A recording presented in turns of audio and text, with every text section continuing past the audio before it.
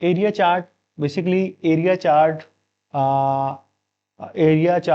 is similar to the line chart, but it filled areas.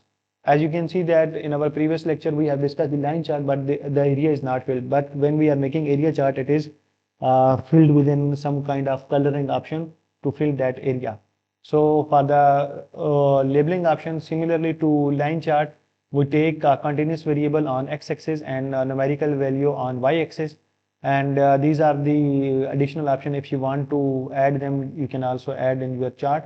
So here you can see that we have a area chart. So if you array these filled areas, then this will become a line chart. So in case of line chart, the area is not filled, but in case of area chart, the area is filled with certain color to show the boom and bust of any particular period of time.